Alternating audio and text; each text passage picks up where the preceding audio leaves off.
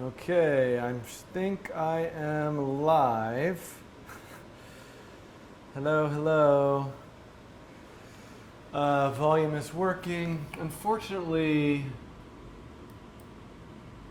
yeah, software update. Hello, everybody. Oh. Okay, so I want to first mention something off the bat. I have to minimize this for a second. So I'm having an audio problem. Which is that you're hearing this in mono. The videos that I'm actually going to record and upload later will come in both the left and right ears. But for whatever reason, the stream settings, I've changed it in a whole bunch of different places. I can't get Wirecast to take the input. I don't know in Mac OS if I can change the mono input to stereo. So I haven't been able to figure it out yet. So unfortunately, if you're watching this live, you will only hear the mono signal. So I'm going to try to I already did an hour of videos, so I'm losing a little bit of steam, but I'm going to try to finish off these videos. I want to do one more video about conditional logic in JavaScript P5. I'm going to look at what it means to set a variable to true or false, I'm going to look at the mouse is pressed variable, as well as making up your own variable set to true or false. And then I'm going to move on and look at loops and drawing things a whole bunch of times. That's my plan. So I don't know, let me just check if any of you are there. The latency is still not so great. Hello, 7 people who are watching now. Hey, I caught that. Ooh. Let's see. So I'm going to get started in a second. I'm just trying to think of where I'm going to do this. Okay. Thanks, Antonius. Okay, you guys are behind. I hate that the chat is lagging behind me, but it's not that bad. Okay. I need a little water. A little bit of this coffee. Okay, so I'm just about to get going here. I'm losing my voice. Okay, so I think I just got to get this started. So let me prepare. The first example I want to prepare, I'm going to use both of these. Conditionals 1, conditionals 2. You know what we need? I'm thinking of so many things. I got to make some notes. So I'm thinking of things that the editor needs. It needs the editor needs windows, so you can flip from Sketch to Sketch. And then the editor also would be nice if the editor remembers size and location of the code window also. Okay. Maybe I'll get a fresh marker. Okay, so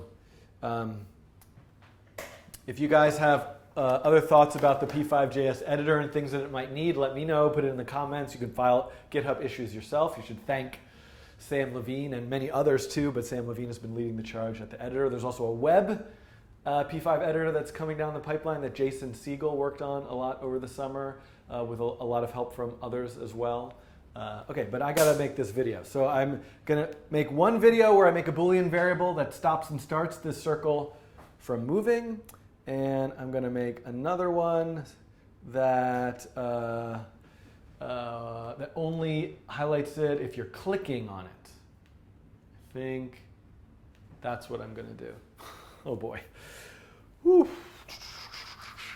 This is dangerous. Okay, I'm just going to do it. It's going to be fine. Let me make this. No, I'm also going to change this to, let me just fix a couple things. I'm going to make this rec mode center. And I'm going to change this to, then this has to be, where is this? If rec mode is center and it's at 300, 200, it's at 250 and less than 350. And mouse Y is greater than 150, and mouse Y is less than 250. So now I have a perfect rollover, which I will use to start demonstrating. Okay. Okay, I got to start this video, and I'm going to start it. I'm going to check the chat one more time.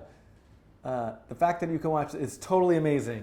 7 people are watching this right now, but possibly fewer than that are actually paying attention. I don't know what's happening. Okay. Okay, I just got to start making these videos. I'm stalling like crazy. Look at this weird invisible, look at my invisible mug. This is the strangest thing. I have a mug, it's completely invisible. It's also just glass and clear, but when I put it in front of an actual human being, you can see it, but in front of the green screen, it just disappears. Magic. Okay, here we go.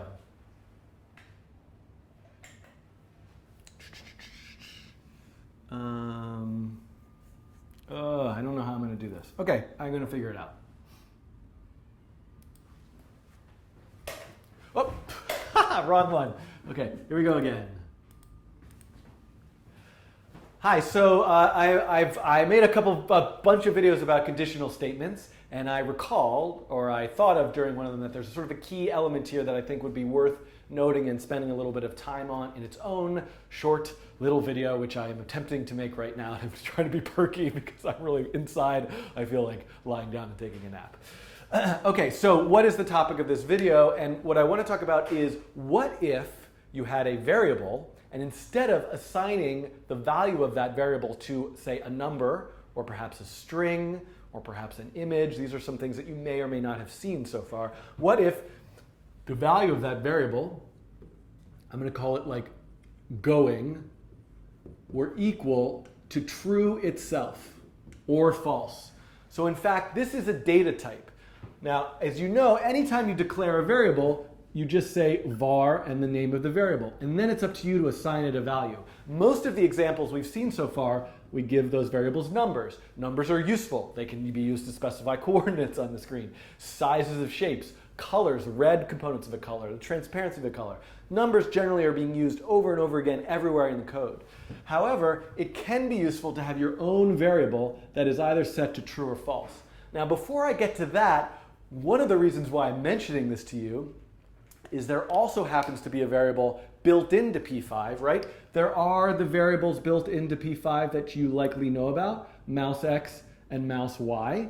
These variables are numbers. They hold the coordinate as to where the mouse is on the screen, but there is also a variable called mouse is pressed. And this particular variable is, its data type is Boolean, meaning it's either true or false. So this is relevant because, why is this relevant? This is relevant because sometimes you want to know, is the mouse being pressed or is it not? Now, earlier in a previous video, at some point in some life where I made this other video, there happened to be a function called mouse pressed. And I stated at the time that this function is an event, meaning the code that you write inside this function gets executed instantly the moment the mouse is pressed. So why is there a mouse pressed event, but also a Boolean variable to check whether the mouse is pressed or not? And the distinction comes down to the following. And this is a really key distinction, which is totally built into the way that you live your life and use a computer, but you may not have thought about it in such detail because it's kind of like just sort of like inherent way of being. But there's a difference between clicking the mouse. I want to click the mouse to instigate something versus I want to hold down the mouse to have something happen continuously while I'm holding down the mouse. And in essence, the Boolean variable is something you want to use when you want to test if the mouse is being held down. And the function mouse pressed is the function you want to use when the mouse, for the event, the moment is the mouse is being clicked. All the stuff that happens after that, is it being held down? There's also a mouse released function for knowing when it's released, but I digress. So let's look at the distinction between these two. And I'm not sure exactly how I'm going to do this, but I'm going to go back to the example, the rollover example, and see if we can kind of play around with this idea of it as a button versus a rollover. Whew. Okay, so let's review this example. Since the last time you saw this example, because in my fantasy world, people are just watching these videos one after another in sequence, which I don't know if it's true. I don't know if anybody's watching. I'm doing this anyway. You don't have to watch. It's just something I do to entertain myself during my day. And so I'm going to hit run this, and you can see I did a couple things. One is I used this function rect mode. So now the rectangle is being drawn according to its center. And then I adjusted the coordinates and I added the y coordinate. So this if statement has become very long. I'm checking if mouse X is between the left and right hand side of the rectangle, between the top and bottom. So you can see this works perfectly now. It only changes color if the mouse is anywhere within that rectangle. So we've got a rollover. Now what if I wanted to, when you're inside the circle, do something when the mouse is pressed. Sorry. Okay, I know what I'm doing here. So let's look at that if mouse is pressed variable. So I'm going to actually add just a completely separate if statement. And I'm going to say if mouse is pressed, background. And I think I want to put this, I want to put this above that one. Actually, it doesn't really matter, but I'm going to put it up here just to kind of, for a second, just to kind of keep it all together.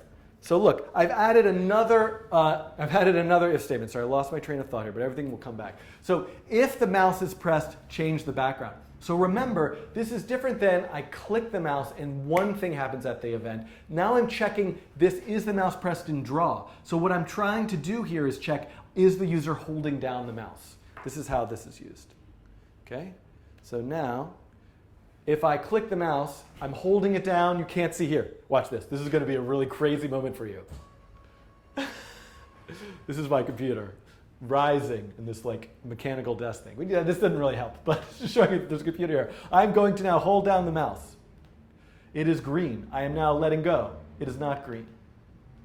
So I have this interaction, which is different than I click the mouse and it's green forever. We're going to have to sort of see how to do that. The other thing what I want to do is only actually have this happen when I'm on, if I'm on this rollover.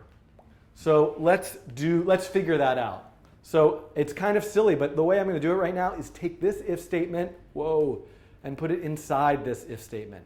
Now, I probably could figure out a way of joining this with another and, but what I'm saying here is look at this. Look at this. This is kind of exciting and different. If the mouse, let me put this back down.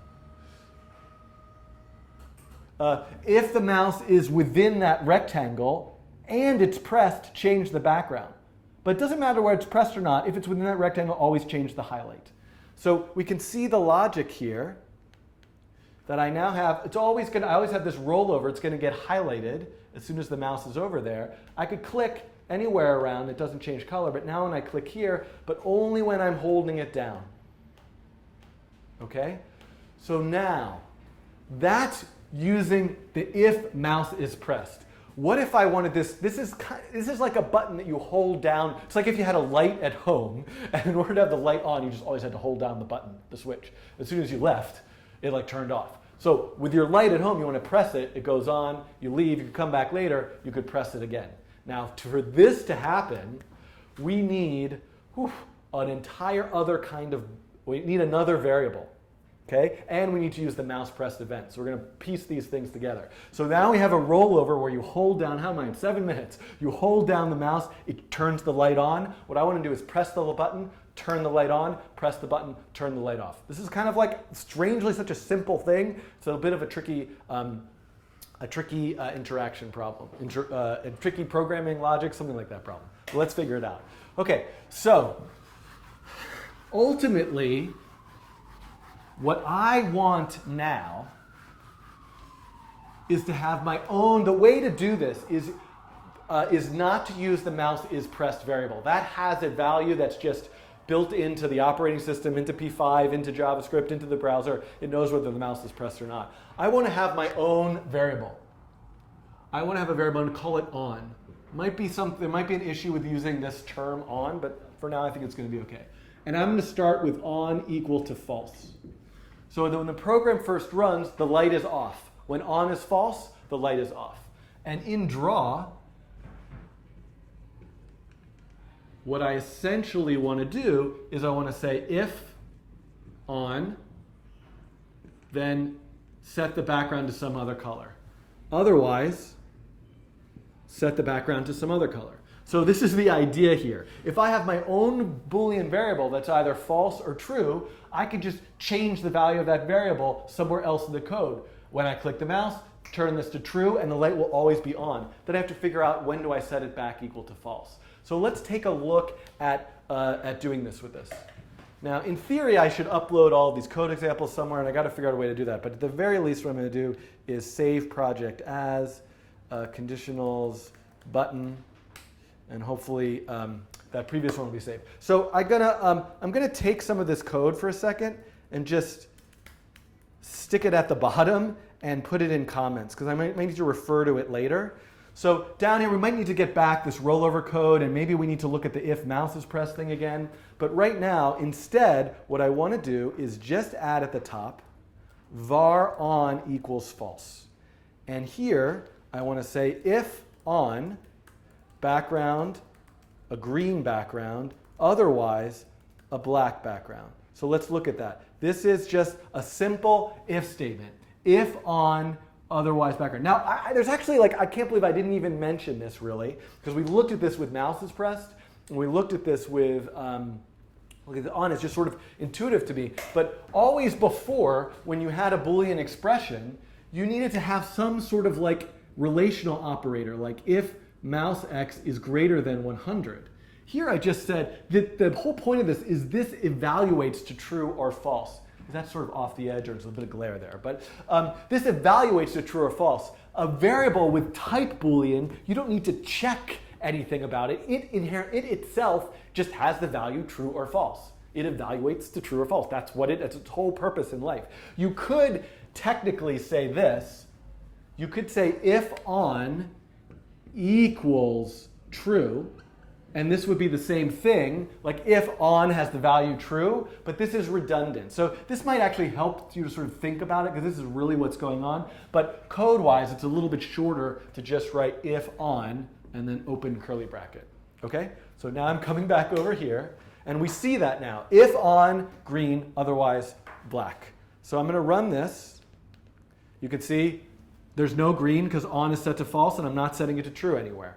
Now, if on is set to true, I'm going to hard code that. Now, the background is green because on is true, so this code is being executed.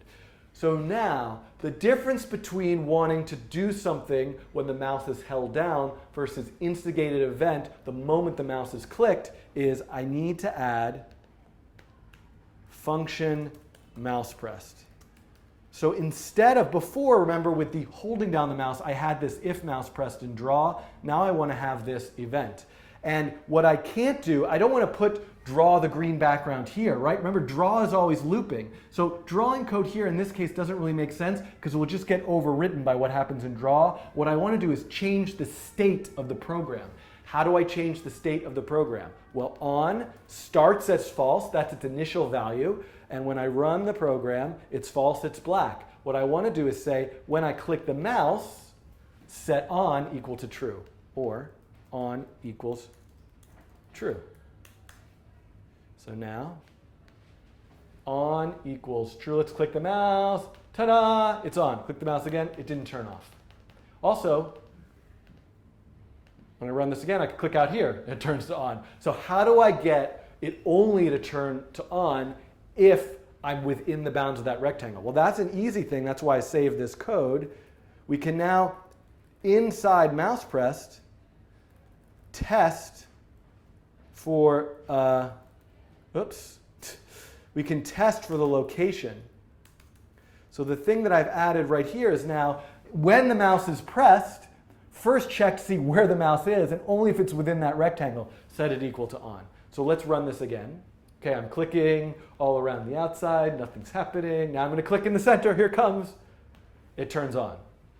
Now I want it to turn off. So this is a tricky one. If it's on, if it's true, it should go off. Otherwise, if it's off, it should become on. I already confused myself. We want it to toggle its state. True becomes false, false becomes true. True becomes false, false becomes true. And I could actually type this out. I could diagram this for you, but I'm just going to kind of type it out. I'm going to say, if on is true, on should be false. Otherwise, on should be true. Now this is kind of like, oh, the camera shut off here. I'm turning it back on. So this is definitely is like a point of confusion. No, the camera turned off. I don't need to go over there anymore. This is definitely a point of confusion. It's tricky. Like, sort of like very circular, weird logic. But think about it. If it's on, turn it off. Otherwise, it must have been off, so turn it on. So let's see if that works. Yay! So now I have this button. Every time I press it, I change the state of the program. Pretty exciting. Now, this, however, can be condensed all into one line of code, and it involves an operator that this is perfect because I was like, what operator did I forget? The not operator is something that I forgot. So I do need to come over here, so I need to turn this camera back on. So I want to look here at the not operator.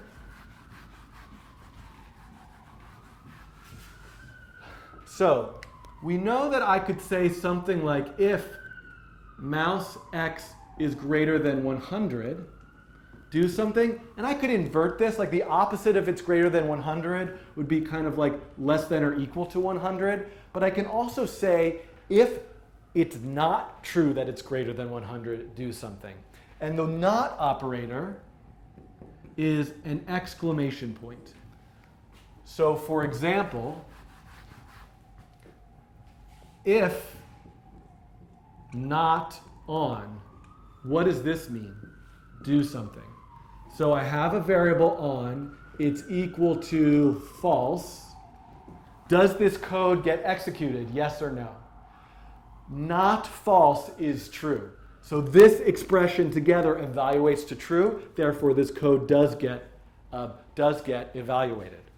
So let me make another statement to you, and this is like, this is like very uncomfortable here, but we're going to do it. On equals not on. What does that mean? I want to set the value of this variable to not itself. So if its value is false, not false is true. If its value is true, not true is false. So this, much like we had that expression speed equals speed times -1, this reversed the polarity of a number. 3 becomes -3, -3 becomes 3. Take a number, multiply by -1, makes a negative positive, a positive negative. This expression takes a Boolean value, makes false true or true false. So if I come back over here and look at this, I could take all of this right here, which has this effect of toggling the Boolean variable, and I could just change it to one line of code, equals not on. And I'm going to run this. The light goes on and off. I've got a button. I can click outside and nothing happens. I click inside. Now we lost our little rollover, so I'm going to also add that back in, which is just about highlighting the color. And so we don't need the mouse is pressed part anymore. Sorry. And so all we're doing here, is I wanted to add in also. So notice, if I want to check is the mouse over it continuously, that's something I need to do in draw. But at the moment the mouse is pressed, I also need to check is the mouse over it for the button. So this now has the functionality of if I'm over it, it's highlighted, but only if I click does that button engage. So I have a couple things to say about this. Number one is anytime you notice two pieces of code in your program that are basically identical, you should ask yourself the question, is there a better way to do this? Now we need to get further down the road here, but maybe there's a way we could create our own function that tested if the mouse is over a given point, and we kind of can do that in two places without copying and pasting the same code. That's something we're going to see later, that I'm going to show you later. The other thing to think about here that's super interesting, again, I think it's a point that I started with, is I just spent, oh my God, this is 20 minutes, this video, crazy enough. 20 minutes just looking at how to make a button to happen, rollover versus a button. And what's interesting about working in P5 and in the browser is later, and as I get to further topics, I would like to show you how you can add buttons and interface elements that you get essentially for free that are part of the native browser environments. They're HTML elements. They're elements that you can add to a web page with a little bit of actually code in P5 will let you just create one, and you can kind of hook different events, and the P5 is going to take care of a lot of this. Is the mouse over it, or did the mouse press it? That type of thing. But I think there's a moment here as you're just starting out programming, working in the raw canvas, that it's worthwhile to try to program some of these button and rollover kind of elements, and it's just good practice and kind of gets you working with all this logic stuff, and it'll be interesting to compare to it later. So I would say if you're trying to think of an exercise or piggyback off of this, is you might have some stuff, putting this kind of button on a sketch where there's something moving around the screen. And when you press the button, can you make the thing move in a different direction or change its size, or what kind of other types of things can you hook into a button like this besides just changing the background color? Okay, hopefully that was useful to you. I am now going to stop this video, and I'm going to move on to making some videos about loops. Stop recording. Here we go. Okay, now live stream. I'm just talking to you now. I'm going to see. Yes. Shoot. Oh, great. Oh, interesting. The audio is in stereo, but it's bad. Oh, well. So this video probably needs to be re-recorded. Now, I don't look at the chat during it, which is too bad. So wait a second. I just want to debug this for a little bit. Unfortunately, you guys are behind me. The audio is bad now? Oh, yeah, look at that. It's going back and forth. What did I do? Ugh. Shoot.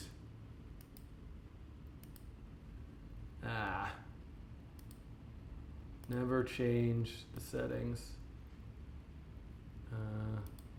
Okay. Shoot. I don't know what I changed.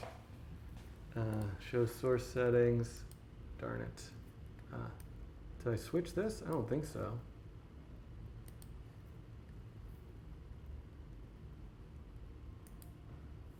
Silly Wirecast. I'm using, oops. Yeah, you guys can't see me, sorry. I'm going to try to, hold on. Oh, green screen. Oh, no. I've really messed things up. What's going on? Oh, no. This is the whiteboard. Okay. And audio. I didn't change anything. Test. Oh, this is changing the sensitivity. Test. Where did I change the did I click on something here?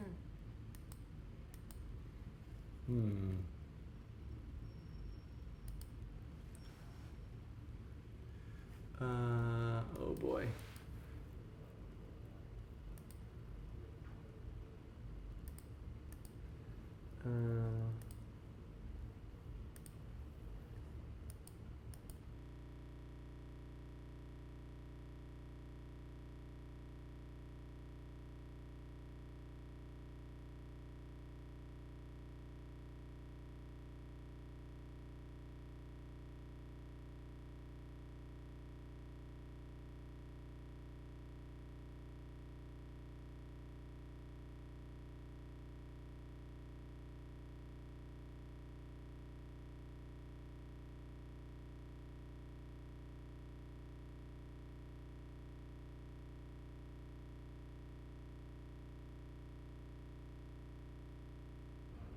Test. Okay. Hi,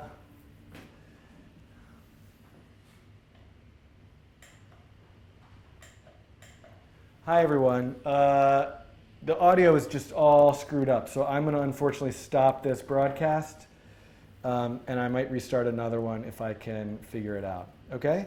Because I don't want to sit here and debug this live. Sorry. Thank you guys for tolerating this. Unfortunately, I'm going to have to re-record that video, it seems like. Just too bad. How do I stop this? Stop streaming. Okay.